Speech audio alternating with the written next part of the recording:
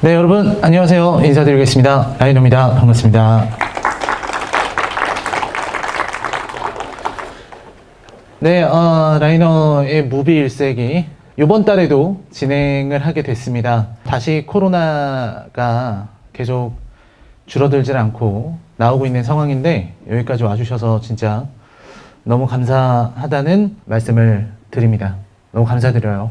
사실 코로나가 빨리 지나가야 되는데 지나가질 않아서 다른 업계도 모두 다 힘들겠지만 제가 만나는 영화계 사람들은 거의 다 죽어가고 있어요. 이제 수입, 배급 이런 거 하시는 분들, 영화관 이런 분들은 정말 힘들어하는 상황인 것 같습니다. 다 비슷하겠죠. 이제 공연하는 분들은 더 힘들 테고 정말 사람이 모일 수가 없게 되는 그런 병이기 때문에 계속해서 힘들어지는 것 같아요. 그리고 어떤 이 코로나의 특징은 힘들다고 말을 할 수가 없는 게 큰 특징인 것 같습니다. 다 힘들기 때문에 우리만 힘들어요 이렇게 말할 수 없는 게 특징인 것 같습니다. 빨리 이겨내서 좀 정상화 됐으면 좋겠다 이런 생각이 듭니다. 그럼 오늘 GV 진행을 하겠습니다. 네, 오늘 같이 본 작품은요, 로드 라스젠 감독의 90분 정도 되는 그렇게 길지 않은 영화, 장편 영화지만 그렇게 길지 않은 영화고요.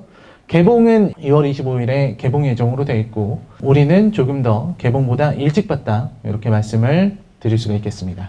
삼행이 이제 조금 이따 말씀드리겠지만 차크라입니다. 사실 영화에서도 이름이 나오지 않기 때문에 그냥 우리들의 주인공 이렇게 보시면 되겠고요.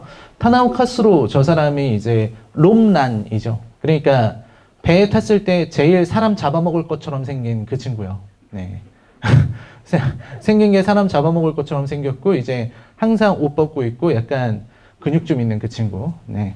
항상 차크라를 보고 흐뭇하게 미소 짓는 그 친구입니다. 네, 감독의 모습입니다. 로드 라스젠이라는 사람인데요. 이 사람은 제가 알기로는 그렇게 단편 영화를 위주로 찍었던 분이세요. 호주 출신의 감독입니다. 이 사람이 이 영화를 찍게 된 계기가 동남아시아의 이렇게 현대판 노예처럼 어업에 끌려가서 대부분 희생당하고 또 이제 포스터에 써 있는 것처럼 생활률이 8%밖에 안 된다.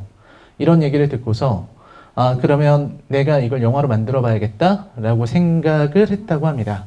실제로 캄보디아에 가서 생활을 하면서 몇 개월 동안 생활을 하면서 사람들의 삶을 다 지켜봤고 실제로 이런 일을 겪었던 사람들의 60명이나 되는 사람들의 인터뷰를 하나하나 다 해서 영화를 만들 수 있었다라고 합니다. 그러니까 취재 과정이 꽤 길었던 거죠. 감독의 이러한 노력과 취재로 인해서 완성된 작품이 보이언 씨, 부력이라는 작품이죠. 그리고 이제 주연 배우입니다. 차크라 역할을 맡았죠. 삼행. 네. 이 친구도 영화는 처음 찍는 친구예요. 봤는데 사실 저는 보면서 되게 많이 놀랐던 거는 아니 어떻게 처음 찍는 친구가 저렇게까지 깊은 연기를 할 수 있을까 라는 생각이 들었어요. 그만큼 이제 연출이 좋았고 이 배우 역시 자신을 드러내는데 최선을 다했다는 생각을 했어요. 굉장히 인상 깊게 봤던 배우고 또 앞으로 이 배우의 앞날에 뭐가 펼쳐질지 모르겠지만 또 미래가 기대되는 친구라고 할 수 있겠습니다. 실제로 이 작품은 지금 이제 우리나라에서는 개봉했지만 꽤 많은 주목을 받고 있고 세계 유수의 칸 영화제 이런 건 아니지만 그래도 영화제 상도 받고 있는 그런 작품이에요. 저는 이 부력을 3번째인가 4번째 정도 보는 것 같아요. 이 영화를 처음 접했을 때 저는 되게 그런 생각을 했습니다. 수입사가 정말 용감하다. 어떻게 이런 작품을 지금 이런 시기에 내려고 하는 생각을 할 수 있을까? 그런 생각을 했어요. 코로나19 뿐만이 아니라 여기 있는 내용이 제가 처음 봤던 인상은 뻔한 얘기 아니야? 라는 거였어요. 왜냐면 얼마 전에도 인도네시아 선원들이 중국 어선에 이렇게 있다가 다 죽은 채로 발견됐다. 이런 기사를 접한 적도 있거든요. 그러니까 기사를 통해서 어느 정도는 알고 있었던 일입니다. 동남아시아에 이렇게 많은 인신매매 어업이 성행하고 있고 그 위에서 많은 노동자들이 이렇게 노동의 권리라든지 이런 건 생각할 수도 없고 인권도 생각할 수 없는 이런 상황에서 극한의 환경에 처해 있다라는 걸 기사를 통해서는 알고 있었던 거였거든요. 그리고 나서 영화를 보고 나서는 이걸로 해야겠다는 생각을 했어요. 그만큼 이제 영화의 어떤 연출 이런 부분이 저는 되게 좋았다고 생각을 했습니다. 특히 그 배 위에서 펼쳐지는, 그리고 사람과 사람 사이의 어떤 관계와 이런 부분을 표현하는 것들이 좋았다는 생각을 했어요. 자, 이제 영화 얘기를 잠시 해보도록 하겠습니다. 실제로 매일 약 60여 명의 캄보디아 소년들이 태국으로 향한다. 그리고 8%만이 살아 돌아온다. 정말 무시무시한 이야기입니다. 그렇죠? 저는 사실 이 어떤 문구가, 이 8%만 돌아온다라는 문구가 우리가 그냥 읽었을 때하고 영화를 다 감상하고 나서 읽었을 때하고 받아들여지는 게 달라진다라고 생각해요. 그러니까 저는 어떤 이런 예술작품, 그리고 영화, 문학도 그렇고요. 이런 어떤 사회고발하는 문학이나 영화가 가장 큰 의미를 가지는 것은 우리가 기사나 글로 접할 때, 한 줄의 뉴스로 접할 때는 단지 추상적으로 숫자로만 생각하던 것들이 영화에서는 아주 리얼하게 묘사되기 때문에 그거를 좀 더 잘 알 수 있게 되는 거죠. 그게 어떤 영화 혹은 보여주기, 이런 것들이 가지고 있는 가장 큰 특징이라고 생각해요. 그래서 이 영화에도 아주 많은 영화적 기법이 들어가 있다고 할 수 있죠. 자, 이야기를 좀 해보죠. 자, 이 장면입니다. 사실 저는 부력은 한 번 더 보는 걸 추천합니다. 이 무거운 영화임에도 불구하고 한 번 더 보는 걸 저는 추천을 드려요. 왜 그렇게 말씀을 드리냐면, 제가 두 번째 봤을 때 느낌이 전혀 달랐기 때문이에요. 사실 첫 번째 영화를 봤을 때는 제가 놓쳤던 게 바로 이 앞부분의 의미였습니다. 두 번째 영화를 보면요, 사실 이 차크라라는 소녀는 캄보디아에 있을 때도 노동을 하고 있었잖아요. 그죠? 근데 여기서의 표정은 그렇게 밝을 수가 없어요. 여러분들은 영화에 쭉 빠져 있다가 지금 이걸 보시는 거기 때문에 차크라의 심각하고 좀 위기에 빠져 있고 정말 무표정한 그런 표정밖에 기억이 안 나실 겁니다. 근데 영화를 다시 보면 이 시기에 차크라는 환하게 웃고 있어요. 그 모습이 드러나는 게 정말 대단합니다. 다시 봤을 때 저렇게 웃고 있었는데 라는 생각이 들죠. 여기 여학생들, 여자애들 지나갈 때 이제 차크라가 말 거는 거 있죠. 이런 부분이 뭐냐면, 차크라라는 소녀는 사실은 정말로 정상적인 아주 평범한 그런 아이라는 거예요. 또래 여자애들에게 관심 있고 그냥 친구들이랑 놀고 일하는 건 싫고, 이런 아주 평범한 아이입니다. 그리고 어느 정도 계급적인 부분에 대한 불만을 많이 품고 있는 그런 아이다 라는 말씀을 드릴 수 있겠죠. 이 아이들을 바라보는 시선이 드러나고요. 그 다음에 차크라의 가족입니다. 이거는 사실 제가 캄보디아를 가본 적은 없지만 이제 영화 감독의 표현에 따르면, 그리고 배우들의 인터뷰에 따르면 굉장히 리얼한 장면이라고 되어 있는 거죠. 그러니까 사실 이 상황을 보게 되면 우리는 좀 옛날 우리 영화를 보는 것 같은 느낌이잖아요. 아주 예전에, 그러니까 6.25 전쟁도 더 전에, 그때 우리도 이렇게 살지 않았을까라는 생각이 드는, 그러니까 말하자면은 어떤 소장농들의 삶의 모습을 보는 것 같은 그런 느낌이 듭니다. 일본 영화에도 이런 비슷한 작품들이 있어요. 마을에 가족들이 모여 살고 소장농이 돼서 마름이 주는 거기서 농사를 하고 대신 그 대가로 먹고 사는, 그리고 늘 대가족을 유지하죠. 그런 게 큰 특징입니다. 그래서 이 대가족화에서 차크라가 이런 노동을 하게 되는 이유도 가족의 숫자가 많기 때문에 자녀들이 노동 현장에 뛰어들어야만 하는 이런 형태를 보여주고 있습니다. 그래서 차크라는 집을 나오고 싶죠. 글쎄요, 저는 이런 두 가지 생각을 했는데, 차크라가 가지고 있는 이 삶의 방식, 캄보디아 가족들의 모습은 어떻게 보면 농노제도를 떠올리게 만들었어요. 그러니까 상대적으로 어느 정도의 농노는 옛날 고대 노예제에 비해서 조금 그래도 숨 좀 쉴 수 있잖아요. 같은 노예라 그래도. 그러니까 흔히 고대 노예제 같은 경우는 정말로 이 채찍 맞고 발목에 그 철구를 달고 이렇게 다니는 게 고대의 노예였다면, 중세의 농노는 물론 그것도 삶을 살긴 힘들지만 그래도 결혼도 하고 먹고 살기도 하고 월급도 받습니다. 그렇죠? 그래서 고대 노예제도와 중세의 어떤 농노제, 그리고 더 앞으로 나아가서는 자본주의에는 노동자가 곧 노예다라고 말했던 사람이 마르크스였죠. 그 사람 말은 틀렸지만 아무튼 저는 그 생각을 했습니다. 그리고 두 번째로는 이 차크라가 여기에서 태국행을 결정하게 되는 게 두 번째 영화를 보면서는 좀 슬프게 느껴졌던 게 이거는 어떻게 보면 필연이겠다는 생각을 했어요. 그러니까 차크라가 태국행을 선택한 것은 불행한 운명이죠. 하지만 본인이 선택한 운명입니다. 그러니까 차크라는 이 캄보디아의 삶에서 벗어나고 싶었어요. 그렇기 때문에 태국을 향했던 거죠. 대신 그 안에서 지옥이 기다리고 있었던 것뿐입니다. 즉 차크라는 태국이 아니라 다른 곳이었다고 할지라도 차크라는 갔을 것이다. 왜냐하면 그가 살고 있는 캄보디아의 현실이 이러하기 때문입니다. 사실 차크라의 말이 틀린 건 아니잖아요. 아버지한테 왜 이렇게 애들을 많이 낳냐, 일은 해서 뭐하냐, 월급도 못 받을 건데, 이렇게 얘기를 하죠. 배부르게 살게 하면 그게 어디야 라고 하는 아버지는 완전히 현실에 순응했고 차크라는 그 현실을 이겨내고 싶었죠. 그렇기 때문에 차크라가 가는 것은 필연이었습니다.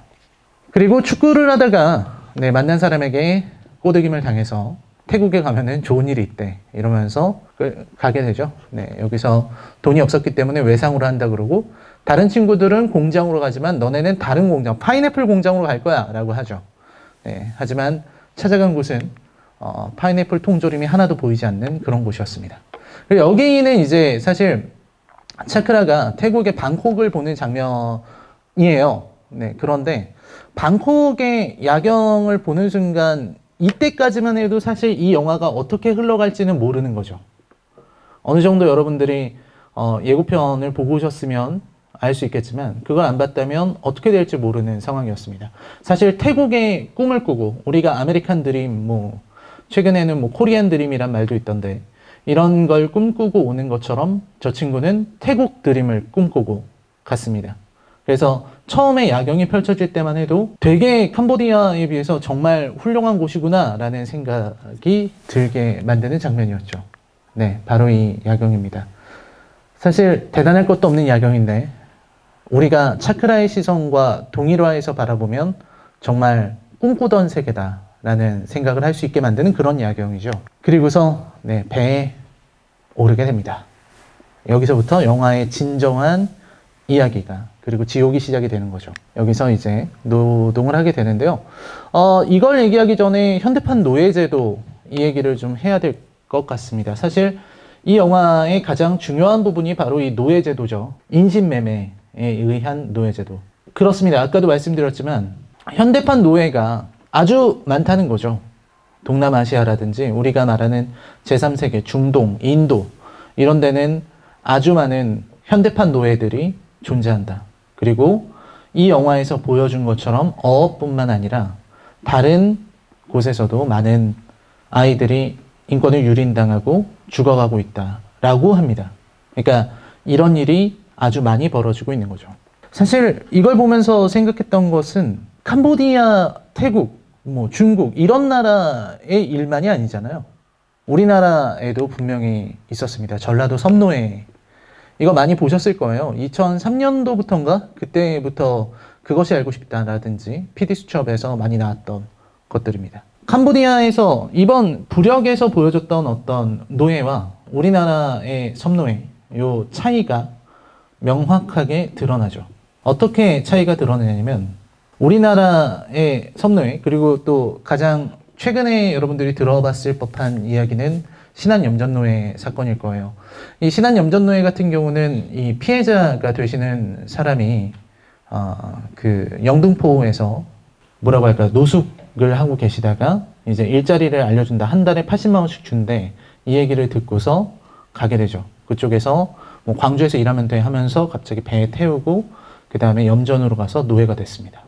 그리고 전라도 섬노예 같은 경우도 노예로 가는 사람들이 아주 많습니다. 근데 그 노예들의 특징은 대부분 다 연고가 없는 사람이거나 혹은 장애인이었다는 거예요.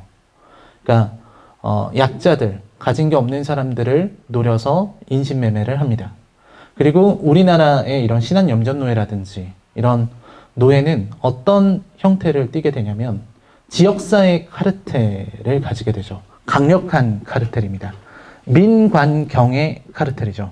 뭐 신한염전노예도 여러분들이 많이 들으셔서 아시겠지만 그런 거죠. 사실 이 사람이 탈출할 때 경찰에 신고한 거 아니잖아요. 경찰에 신고한다고 해서 경찰이 노예들을, 그러니까 진짜로 존재하는 이런 섬노예나 염전노예들을 도와주지 않죠. 왜냐면 그쪽 사람들은 그쪽 지역 카르텔과 연결되어 있으니까요. 왜냐면 그 지역에서 나고 자란 사람들이고 거기에서 뭐 투표받은 사람이 군수를 하고 거기에서 자란 사람이 경찰을 하고 서로 다 아는 아저씨들이죠. 뭐 법을 집행하겠다고 새로 경찰이 부임해서 동네 아저씨가 이렇게 소주 먹으면서 자전거 타고 가는데 아저씨 그러시면 안 돼요 했다가는 다음날 불려가죠. 야, 누구누구가 새로운 개가 그렇게 애가 싸가지가 없대더라 이렇게 해서 끌려가서 문책을 당할 겁니다. 그러니까 이런 어떤 지역이라든지 혹은 이런 작은 사회, 폐쇄된 사회에서는 그런 어떤 정의라든지 논리가 통하지 않는 세계죠. 그리고 실제로 보면은 재판 과정도 보면은 진짜 어이가 없어요. 판사가 이제 장애를 가지고 있는 피해자한테 노예 행위를 당한 피해자인데 그 사람한테 이렇게 얘기를 합니다. 국가나 부모가 해주지 못한 일을 노예의 주가 해줬다고 생각하진 않냐고. 이렇게 정말로 판사가 물어본 그런 기록이 있어요. 정말 저도 보면서 상상을 할 수 없었습니다. 판사가 피해를 당한 사람한테 그렇게 생각할 여지는 없냐. 사실상 현대판 노예제도를 인정하는 것 같은 발언이죠. 그러니까 지역사회가 그런 식으로 돌아가면 이런 말도 안 되는 상황도 벌어지게 됩니다. 이런 걸 그려낸 영화가 이제 김봉남 살인사건의 전말이라는 2010년 작품입니다. 서영희 씨 나오는 영화인데요. 사실 저는 이런 영화를 잘 추천하지 않아요. 왜냐면 너무나도 무겁고 잔인한 주제를 다룬 영화들은 저 스스로도 마음이 되게 무거워지기 때문에 추천하기가 좀 어렵습니다. 하지만 김봉남 살인사건의 전말을 보시면 제가 아까 말씀드렸던 그런 어떤 현대판 노예제도, 우리나라에서 벌어지고 있는 노예제도와 그리고 그 안에서 펼쳐지는 작은 사회, 폐쇄된 닫힌 사회의 모습을 보실 수가 있어요. 여기서는 좀 이런 얘기는 좀 그렇지만 실제로 벌어지고 있는 일이니까 섬노예로 팔려 들어가는 사람들이 이렇게 노동만 하는 노예들이 있는 게 아닙니다. 성노예도 있어요. 성노예가 있고 실제로도 그런 사람들이 그런 데서 이제 성적 착취도 당합니다. 게다가 김봉남 살인사건의 전말에서는 사실 더 무서운 착취가 있어요. 요거는 제가 스포를 하면 안 될 것 같아요. 보실 분들이 있을 것 같아서. 그래서 생각한 것 이상의 어떤 착취와 그런 것들이 존재하는 게 김봉남 살인사건의 전말입니다. 그리고 도가니죠. 네, 도가니는 대부분 보셨을 것 같습니다. 워낙 많은 분들이 보셨으니까. 저는 도가니도 추천하지 않아요. 그러니까 누군가가 저에게 도가니가 좋은 작품이냐라고 물어보면 잘 만들었지 라고 얘기를 하겠지만 전 누군가한테 도가니를 보라고 말하지 못할 것 같아요. 너무나 충격적이기 때문이죠. 이건 뭐 노예는 아닙니다만 마찬가지로 그 인화학원이라고 하는 곳에서 장애를 가지고 있는 아이들에 대한 성적인 착취 이런 것들이 드러나 있는 작품입니다. 너무나도 끔찍하고 정말 말도 안 되는 일이 벌어지죠. 이 영화를 보고 나면은 그 배우 장광 씨를 이런 어떤 정상적인 눈으로 바라볼 수 없습니다. 저는 이 영화를 보고 나서 한 3년 동안은 장광 씨가 나오면 화면을 돌렸어요. 왜냐면 영화에서 너무나 이런 표현은 제가 좀 잘못된 표현이지만 정말 더러웠기 때문이죠. 하지만 더 놀라운 것은 이 도가니가 원작이 있는 거 아시죠? 원작이 공지영 씨 소설입니다. 공지영 씨가 이런 얘기를 했어요. 현실에 있었던 이 인화학원 사건에 비해서 내 소설은 수위를 반으로 줄인 것이다 라고 얘기를 했습니다. 제가 그거 보고 되게 충격을 받았거든요. 소설을 읽고. 근데 영화는 소설보다도 수위를 반으로 더 줄인 겁니다.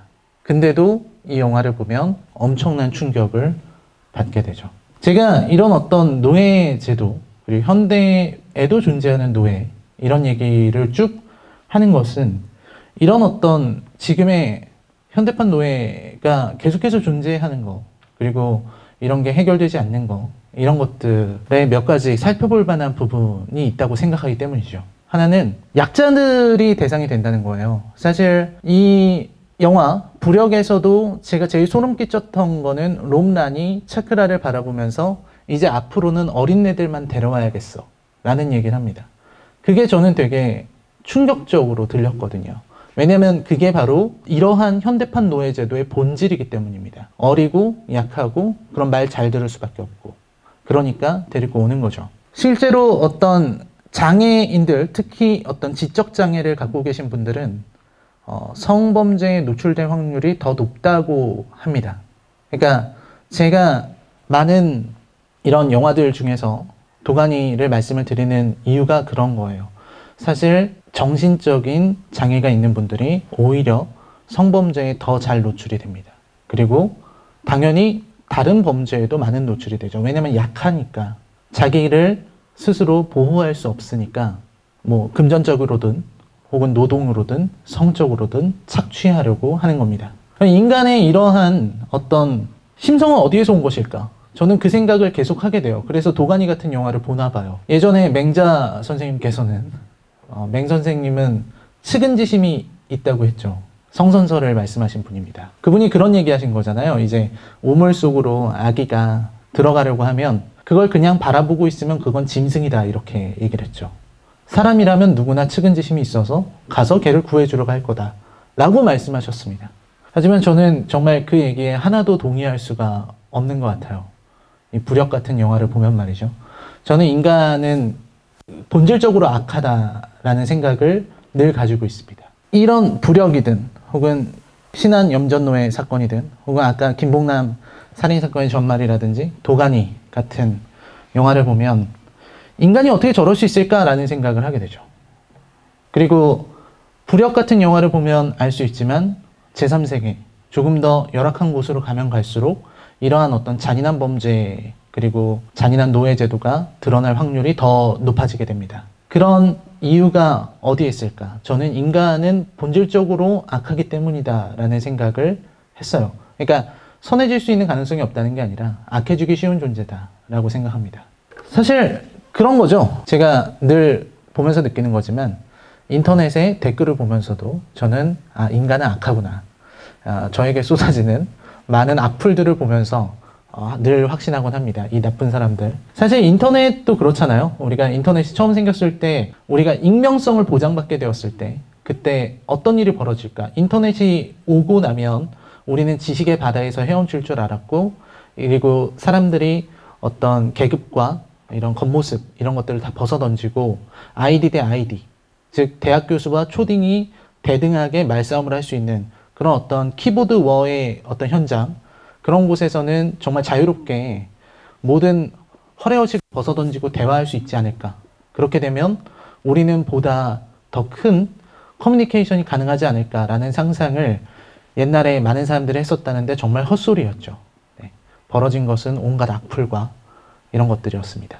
인간은 한꺼풀 벗기고 나면 쓰레기다 라는 말을 아주 유명한 소설가 분께서 하셨습니다. 대하소설 많이 쓰신 분인데 그분이 하는 말을 저는 직접 가서 들었기 때문에 어쨌든 그렇게 인간이 쓰레기다 라고 생각을 한 사람들이 되게 많아요. 그래서 제가 항상 갖고 있는 생각도 그런 겁니다. 인간은 악하다. 자, 영화 얘기 계속 하시죠. 네, 고대의 노예 제도입니다. 지금 여기서는 지금 흑인 노예를 다루는 대항해 시대 시절에 정복자들, 뭐 스페인이라든지 뭐 이런 사람들이 이제 흑인 노예를 부렸죠. 이때 당시에 어떤 흑인 노예를 대했던 서양인들의 잔인함은 이루 말할 수 없는 수준이었습니다.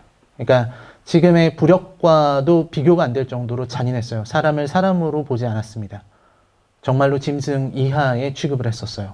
그게 노예제도입니다. 뭐 이거는 여러분들도 너무 잘 아실 테니까 넘어가면, 이거는 중동의 노예제를 그려낸 겁니다. 서양과 중동의 차이는 뭐가 있을까? 노예제도의 어떤 그 잔인함에 있어서는 양측의 차이가 나지 않는다고 생각해요. 반면 대신 다른 것은 지금 서구 사회는 그것들을 반성하고 지금은 하고 있지 않지만 중동이라든지 이런 곳은 공공연히 지금도 노예제를 하고 있다. 이렇게 말씀드릴 수 있죠. 그런 부분이 좀 차이가 납니다. 여전히 현대에도 존재하고 있다 라는 거죠.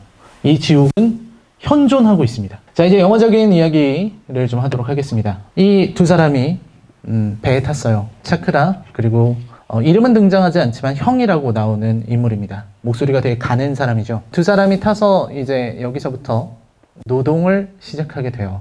처음에 롬라는 차크라를 마음에 들어 했던 것으로 보여요. 그 이유는 아마 자기와 닮은 모습을 발견했기 때문일 겁니다. 그리고 네, 이게 바로 살인을 당하는 장면이죠. 그러니까 사실 이 영화에서 제일 많이 여러분들이 보셨던 게 사람을 되게 쉽게 죽이는구나 라는 생각을 하셨을 것 같아요. 그 배에 탄 친구가 실수를 하면 죽이죠. 처음에 죽었던 사람은 실수를 한 건 아니었습니다. 넋이 나갔죠. 그 넋이 나간 걸 어떻게 생각할까? 저는 한 두 가지 정도로 생각해요. 하나는 정말로 어떤 정신적인 문제 때문에 넋이 나가서 그렇게 배 옆에 이렇게 기대가지고 옆에서 말하는데 반응도 없고 그랬잖아요. 그게 정말 정신적 데미지 때문에 그랬다라고도 볼 수 있는 것 같아요. 두 번째로는 말 그대로 신체가 견뎌내지 못해서라고도 생각할 수 있습니다. 너무나도 많은 스트레스에 노출되어 있기 때문에 그런 일이 생겨날 수 있거든요. 실제로 예전에 2차 세계대전 때 이제 참호전 하는 그 기록을 보면 병사들이 참호전을 계속 겪다가 그렇게 앉은 채로 그냥 죽었다라는 기록들이 있습니다. 너무나도 과한 스트레스, 그리고 신체적인 부하, 이런 것들을 견뎌내지 못하고 그냥 총에 맞지 않았는데 그냥 죽은 거예요. 그런 것들이 존재한다고 합니다. 마찬가지 부력에서 그 자리에서 앉아서 움직이지 못했던 사람도 그렇다는 걸 볼 수 있죠. 그리고 이 형은 이제 반란을 꿈꿨다가 실패하고 거열형이라고 하나요? 이런 거 능지라고도 하죠. 이렇게 몸을 찢어 죽이는 그런 겁니다. 이런 걸 당하게 되는데 어떻게 이렇게 사람을 쉽게 죽일 수 있을까? 그것은 아까 제가 말씀드렸던 인간의 어떤 악함, 그리고 뭐 롬란 입장에서는 이 배 위에서의 질서, 그리고 어떤 폭력이 누구에게 있는지를 보여주기 위해서 하는 걸 수도 있겠지만 가장 큰 건 공급이 많기 때문이에요. 만약에 노예가 귀하고 정말 희귀한 존재, 희소가치가 있었더라면 제가 이런 말을 하는 게 이해가 되실 겁니다. 이런 사람들이 희소가치가 있는 존재였다면 아마 저렇게 쉽게 죽이지 못했을 겁니다. 달래죠. 달래가지고 일을 시킬 겁니다. 근데 이렇게 쉽게 죽일 수 있는 것은 얼마든지 대체할 수 있는 대체품들이 있기 때문이에요. 아까도 말씀드렸지만 뭐 포스터에 나온 것처럼 60명이나 되는 캄보디아 소년들이 매일같이 태국으로 오고 있기 때문에 죽어도 상관없는 겁니다. 그렇기 때문에 인간의 목숨이 가치가 줄어드는 거죠. 그래서 그걸 가장 극적으로 보여준 장면이 바로 이 거열형 장면이다 라고 저는 생각을 해요. 그리고 이제 차크라의 모습인데, 차크라가 이 사회에서 적응하는 모습을 보면 사실 롬란이 사람을 잘 봤다라고도 할 수 있고 한편으로는 사람을 잘못 골랐다라고도 할 수 있죠. 그러니까 차크라는 되게 똑똑한 소년이에요. 여기서 보면 알 수 있습니다. 어느 정도로 똑똑하냐면 나름대로 고기를 갖다 바치는 이런 어떤 조공의 제도를 만들어내기도 하고, 그리고 롬란이 자기에게 보여주는 관심에 대해서 섣불리 반응하지 않죠. 그런 게 사실은 롬란에게 더 마음에 들었던 거거든요. 롬란이 마음에 들어 한다고 바로 저 선장이 나 좋아해 막 이런 식으로 했다가는 아마 롬란의 눈밖에 났을 겁니다. 하지만 차크라는 상황을 볼 줄 아는 그런 친구였다라는 생각이 들어요. 차크라를 예쁘게 보고 있었다라는 것은 바로 이 장면에서 드러나는 거죠. 그 도색 잡지의 한 페이지를 찢어서 주는 장면입니다. 차크라는 당시 14살인데 여기 영화의 설정으로 14살 소년입니다. 근데 저거를 주는 것이 저 친구들에게는 굉장히 큰 시혜를 베푸는 거예요. 시혜자적 입장에서 은혜를 베푼 겁니다. 은혜를 베푼 장면인데 차크라가 볼 때는 사실은 아무 의미도 없는 거죠.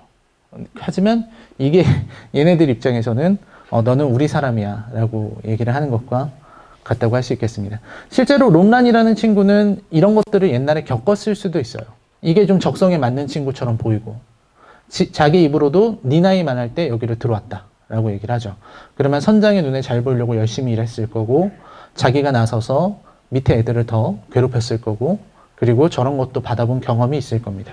그래서 자신의 경험을 반복하고 있다 이렇게도 볼 수 있는 거죠. 그 다음에 차크라의 반란이 벌어지게 됩니다. 차크라의 반란이 일어나기 전에 상황들을 거를 말씀을 드리면 두 가지 정도 말씀드릴 수 있을 겁니다. 이 영화를 보다 보면 바다의 장면이 많이 나와요. 망망대해 장면이죠. 망망대해를 배가 가로지르고 가는 장면이라든지 망망대해에 배가 혼자 떠 있는 것을 부감으로 이렇게 보여주는 장면들이 있습니다. 그 장면들은 보다 보면 느낄 수 있는 게 이 하나의 어떤 감옥 같은 곳에 있다. 바다야말로 고립의 공간이다. 라는 걸 보여주는 거죠. 두 번째는 차크라가 이제 이 영화가 부력인 것처럼 중간에 이제 헤엄치면서 물 위에 이렇게 둥둥 떠 있는 장면이 있어요. 그 장면은 어떻게 바라보냐면 정말 숨을 쉬고 싶은 차크라의 현실. 그러니까 날숨을 쉰다 그러죠. 물에 잠겨 있는 것 같은 입장에서 그나마 바다 위에 둥둥 떠서 날숨을 쉬고 있는 것이 차크라에게 주어진 유일한 자유다. 이렇게 말할 수 있는 부분입니다. 아무튼 보신 것처럼 영리하게 반란에 성공하는 모습이죠. 뼈다귀로 죽이고 모두 다 뼈다귀로 죽입니다. 그 다음에 총을 손에 넣죠. 동그라미 친 부분이 총을 손에 쥔 모습입니다. 뼈다귀는 사실 그런 도구였었어요.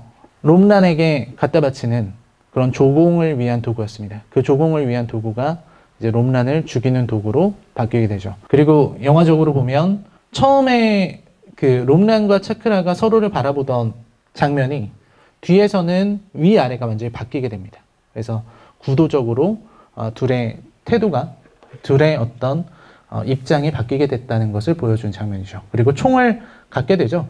이 총을 갖고 나서 사실 더 재밌는 거는 이 차크라가 총을 딱 가지고 나니까 그 밑에 있는 다른 노예들, 아마 미얀마에서 온 친구들인 것 같은데 그 친구들이 그냥 말을 들어요. 그 친구들은 아마 노예 생활을 오래 했을 것이라고 예상할 수 있습니다.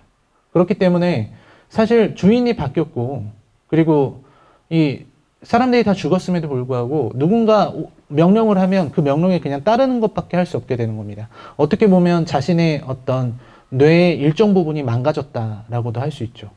그러니까 사람이 저런 식으로 노예제도에 계속 노출되고 계속된 어떤 명령과 이런 잘못된 환경에 계속 노출되다 보면 스스로를 그 환경에 가장 적합한 존재로 이렇게 만들어버린다라는 표현입니다. 그리고 이제 차크라가 돈을 챙겨서 탈출하는 장면이에요. 네. 돈을 챙기고 모든 것을 얻었었기 때문에 다 알려줬잖아요. 이제 GPS 보는 법도 알려주고 나름대로 조종석을 관찰할 시간도 줬고 엔진을 움직이는 방법이라든지 구물 걷는 법 모든 것을 배웠습니다. 그래서 차크라는 영리하게도 노예들에게는 계속 구물 쳐 이런 식으로 그들에게 늘 해오던 일을 반복할 수 있게 해줬어요. 아주 영리합니다. 그래서 그 노예들이 이 이상한 상황을 그냥 받아들이게 만든 거죠. 사실 물고기 같은 건 필요 없는데도 한 거죠. 그리고 물론 옆에 배의 정상적인 상황임을 보여주기 위한 것도 있었지만 그랬습니다. 그리고 나서 이제 나가는 모습인데 저는 이제 사실 이 마지막 장면 이게 제일 인상 깊었던 것 같아요. 그러니까 마지막 장면에서 차크라가 활짝 웃는 모습을 보여줄 법도 한데 이 영화는 왜 웃는 모습을 보여주지 않았을까? 마지막에 캄보디아 다시 이제 농장에서 농사 짓는 사람들을 보면서 눈물을 흘리죠. 이 눈물 한 방울의 의미 이런 걸 좀 생각하게 됩니다. 그거는 저는 이렇게 생각해요. 이 영화가 지금 여기에서 여기에서 나오고 있는 상황들이 조금도 달라진 것이 없기 때문에 바뀌는 게 없기 때문에 차크라의 이야기에서 환한 미소, 밝은 미소를 보여줄 수 없었던 것 같다는 생각을 했습니다. 차크라를 보면서 제일 많이 떠오른 게 이제 가버나움이라는 영화죠. 이 영화도 보신 분들이 있을 텐데 그 가버나움이라고 이 작년에 개봉한 걸로 기억을 하는데요. 네, 이 친구는 자인이라는 친구입니다. 뭐 레바논과 캄보디아가 어느 정도의 차이가 있는지 모르겠지만 두 아이들 모두 지옥에 있는 것은 마찬가지죠. 다만 이제 자인이 처해 있는 환경과 차크라가 처해 있는 환경은 본질적으로 다르고 둘이 겪은 사건도 다르고 둘이 구원받게 된 계기도 다르다. 이렇게 말씀드릴 수 있을 것 같아요. 특히 자인 같은 경우는 그 불합리한 세상 속에서 도망치는 걸 선택을 했습니다. 자기 스스로 살아가려고. 그리고 끝에 돌아와서 사건을 폭로하는 사람이 되죠. 차크라 같은 경우는 자신의 삶을 개척하기 위해서 지옥으로 들어갔고 거기서 그걸 견뎌내서 돌아온 사람입니다. 좀 약간 다른 이야기를 하고 있죠. 그리고 이 영화 가버나움의 마지막에서는 자인의 미소를 보여줘요. 이게 가장 큰 차이인 것 같아요. 자인이는 웃으면서 끝났어요. 그러니까 영화를 만드는 사람의 어떤 시각 차이입니다. 자인이의 환한 미소가 있는 사진을 보여주고, 그리고 영화 밖에서 기적이 벌어졌다는 거, 이런 걸 보여줌으로써 희망적인 메시지를 전달할 수 있다라고 생각하는 것과, 부력의 연출자는 그것과는 반대로 눈물을 흘리는 차크라, 이런 차크라의 모습을 보여주면서 이 폭로해야 되는 이 대상, 그리고 이 사건은 여전히 지옥이다라는 걸 계속 보여주려고 했던 것이죠. 그런 부분에서 차이가 드러난다고 저는 생각해요. 그리고 또 사실 비슷한 작품은 많이 있습니다. 얼마 전에 개봉한 나를 찾아줘. 이것도 뭐 그렇게 좋은 영화는 아니기 때문에 말씀드리긴 좀 어렵지만 이영애 씨 나온 영화입니다. 거기서도 실종된 아이가 그 섬 바닷가 해변으로 가서 노동에 시달리는 현대판 노예 사건이 계속해서 드러나고 있죠. 그런 부분들이 이 영화를 더 바라보는데 도움이 될 거다, 이렇게 생각이 됩니다. 네, 영화 부력의 차크라의 모습입니다. 결국 이 14살 소년이 겪은 이 어떤 개인의 일로 볼 수는 없는 거죠. 이 차크라 같은 소년이 지금도 캄보디아에는 살고 있고, 그리고 태국 어딘가 어업을 하는 곳 위에는 또 하나의 차크라, 이런 사람들이 계속해서 폭력에 노출되고 있다. 이런 것들이 부력의 가장 큰 의미였다라고 생각을 합니다. 네, 그래서 제가 준비한 내용은 이 정도입니다. 여러분 재밌게 봐주셨으면 좋겠고요. 이제부터 질문 받을 건데요. 질문해 주시면은 영화표 드린다고 하니까 혹시 하실 말씀이 있으시면 손을 들어주시기 바랍니다. 소재 선택이 굉장히 좋은 그런 영화인 것 같거든요. 제가 볼 때는 영화가 좀 더 던져주기 위해서는 아이들을 저렇게 부려먹는 그 위에 자본 세력들이라든지 이런 거를 좀 나타내 줬어야 하지 않을까. 저는 제목과 연관지어 생각하면 그랬을 것 같지 않을까 생각을 해서 어떻게 생각하시는지. 네. 질문에 감사드립니다. 이 문제를 해결할 수 있는 근본적인 해결 방안이 없는 거 아니냐라고 말씀을 해주신 거죠. 캄보디아와 이 태국의 사태는 글쎄요, 이 지금의 이 노예제도, 이게 어떤 뒤에 자본가가 있을까요? 인신매매 시장이 있는 겁니다. 그래서 어떤 인신매매를 주된 어떤 사업 형태로 띄고 있는 어떤 사람이 많은 사람들을 거느리고 인신매매를 해와라는 어떤 조직적인 그런 움직임이 존재하느냐. 저는 무수히 많은 중국의 어업, 그리고 이런 인도네시아라든지 혹은 태국의 어업 형태를 보면 이것들은 그냥 어떤 자본가에 의한, 혹은 어떤 대형 조직에 의한, 혹은 정부에 의한 것이 아니고 아주 작게 벌어지고 있는 그냥 지옥 같은 상황의 연속이에요. 그렇기 때문에 이거를 어떤 누군가가 잘못했다, 무엇이 잘못이다라고 특정하기가 어렵습니다. 그러니까 이거는 이게 문제야 라고 말하기가 어려운 장면이라는 거죠. 그래서 사실 그런 어떤 하나의 대응책, 이런 것들을 제시하기는 어려운 게 아니었나라는 생각이 들어요. 이런 문제를 해결하기 위해서 우리가 뭘 할 수 있을까요? 그거를 우리가 바로 떠올릴 수 있을까? 그리고 설령 내가 어떤 답이라고 하는 것이 생겨난다고 해서 내가 답을 떠올릴 수 있다고 해서 그게 정말 맞는 답인지는 알 수가 없습니다. 그래서 이런 류의 어떤 폭로하는 영화는 어떤 부분에 가치를 두냐면, 이런 영화를 통해서 이 사건을, 이 상황을 보다 많은 사람들에게 더 현실감 있게 전하는 걸 목적으로 해요. 그리고 나서 이제 우리가 그걸 갖고서 논의를 해보고, 또 이제 방법에 대해서 생각하고, 이러한 논의들이 이제 구체화되고 법제화되고 하는 것이죠. 예를 들어서 인하학원 같은 경우, 도가니가 생기기 전에도 인하학원만 있었던 게 아닙니다. 장애인들을 성적으로 착취하는 학교라든지 시설이라든지 무지하게 많았습니다. 굉장히 많았다고 해요. 영화 도가니 역시 어떠한 문제, 해결책을 제시하고 있지 않습니다. 하지만 그걸 통해서 도가니법 같은 게 완성이 되고, 우리가 좀 더 장애인에 대한 성착취라든지 이런 것들을 살펴봐야겠다는 생각을 하게 만들고 사회적 논의가 벌어지게 만들었죠. 그래서 라스젠 감독의 의도 역시 그것과 같은 곳에 있다라고 저는 생각을 합니다. 좀 길게 말씀을 드렸네요. 네, 안녕하세요. 제가 질문드리고 싶은 거는 영화 내적인 부분인데, 감독이 사운드 이펙트에 좀 힘을 많이 준 것 같아요. 이제 남자 주인공이 이제 자기 고향에서 자기 친구한테 걸어갈 때 이제 발걸음 소리라든지 아니면 이제 자기가 살인을 저지르기 전에 그 폭력성을 띠는 부분에서 자기가 이제 몰입되는 부분이라든지 거기서 사운드 이펙트가 굉장히 강한 것 같아요. 감독이 이런 거를 다 의도했다고 라이너님도 생각하시나요? 사실 사운드 부분도 아까 제가 이 GV 하면서 설명을 꼭 드려야 되는 부분이다 이렇게 생각을 했었는데 너무 잘 말씀해 주셔서 사실 저도 아주 인상적이셨을 거예요. 영화를 보신 분들 모두가. 배가 이렇게 지나가는 장면이 있습니다. 대해에 이렇게 물길을 내면서 지나가는 장면에서 굉장히 사람이 듣기 괴로울 정도의 그런 소리가 들려요. 이게 굉장히 의도적인 거죠. 그러니까 앞으로 이 배에서 벌어지는 상황, 그게 원래 뱃소리, 배에서 나는 엔진 소리를 더 잘 들리게 과장을 한 거거든요.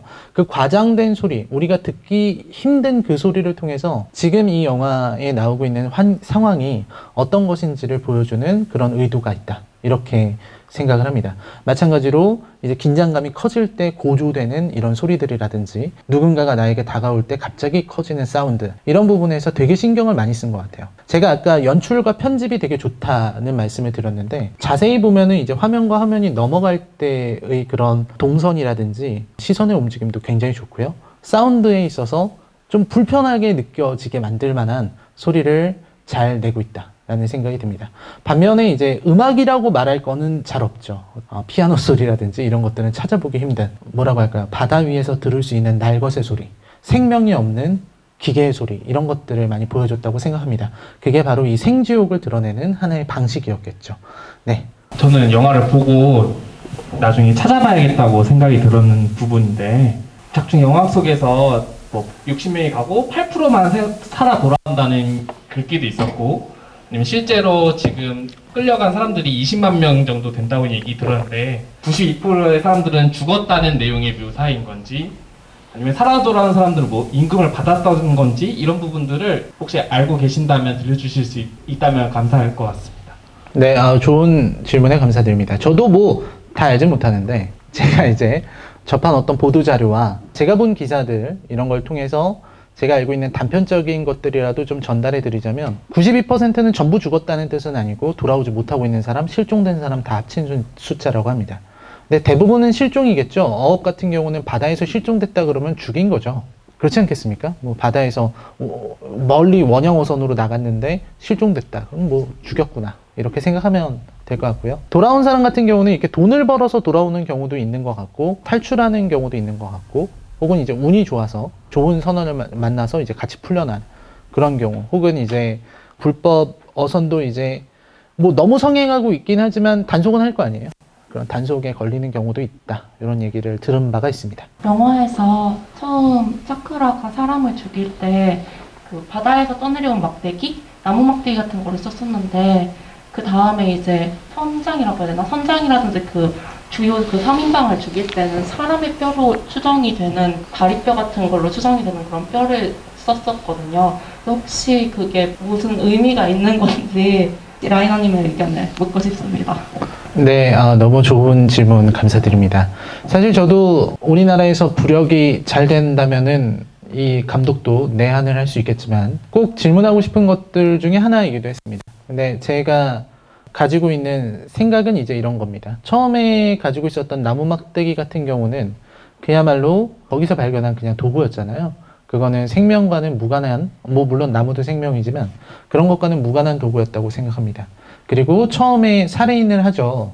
그 살인을 하는 게 사실은 그 안에서 노예들 사이에서도 차별을 하려고 하고 또 괴롭히려고 하는 사람이 있었기 때문에 그 친구가 이제 그 일을 보고 있을 때 가서 때려서 죽입니다. 그러면서 그건 버리죠. 그 다음에는 사람뼈 같은 걸 얻어요. 저는 거기서 두 가지 정도 생각했던 것 같습니다. 하나는 차크라의 변질되어가는 인간성을 드러내는 도구인 것 같다는 생각을 첫 번째로 했어요. 나무에서 사람뼈로 바뀐 것이 차크라의 어떤 인간성이 변했다는 것을 상징하는 그런 도구인 것 같다는 생각을 했고요. 두 번째로는 사람뼈가 그물에 걸릴 정도로 많은 사람들이 죽어가는구나 라는 생각을 했습니다. 그걸 드러내기 위한 것이다. 그만큼 많은 사람들을 바다에 빠뜨리고 그런 뼈가 그물에 걸리고 그렇게 쉽게 보일 정도로 정말 아비규환이구나 라는 생각을 했어요. 이 지옥 같은 곳에 가장 어울리는 게 또 뼈인 거 아닌가 라는 생각도 생각도 했습니다. 가장 단단하기도 하고 사람을 죽이기에도 좋은 것이죠. 그런 의미였다라고 저는 생각합니다. 차크라가 마지막에 이제 돈을 가지고 가족을 보러 갔지만 결국 가족의 품으로 가지는 않았잖아요. 그에 대한 차크라의 뭐 심정이나 아니면 라이너님의 의견이 궁금합니다. 네, 좋은 질문 감사드리고요. 사실 저는 정말 많은 생각을 했어요. 그러니까 감독이 왜 얘를 바로 해피엔딩으로 보여주지 않았을까?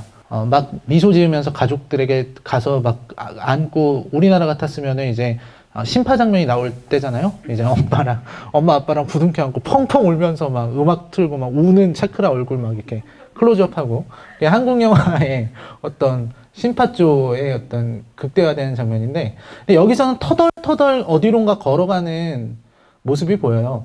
그러니까 사실은 돈을 거의 뭐 일확천금처럼 챙겼고, 그래서 이제 가족에게 돌아가면 행복해지지 않을까라는 생각을 우리가 하기 쉽지만, 감독은 그게 빠지기 쉬운 함정이라고 생각했던 모양입니다. 그러니까 사실 이 친구가 돈을 들고 돌아간다고 해도 크게 달라질 건 없다. 구원을 받은 것이 아니다라는 거죠. 단지 차크라는 8%에 해당하는 운 좋은 친구였을 뿐이다. 그렇기 때문에 이 친구의 발걸음은 정처 없이 터덜터덜 이어졌던 것이다. 그리고 그거를 카메라는 뒤에서 따라가면서 보여주고 있는 것이죠. 저는 그렇게 생각을 했습니다. 짧은 질문인데요. 그 주인공이 꿈내용인 것 같은데, 친구들이랑 이제 축구를 하다가 공을 쳤는데 주인공이 이제 공을 주우니까 이제 친구들이 공을 뺏어가는 그런 짧은 장면이 나오는데, 혹시 그 장면이 어떤 의미인지 좀 궁금해서 질문드립니다.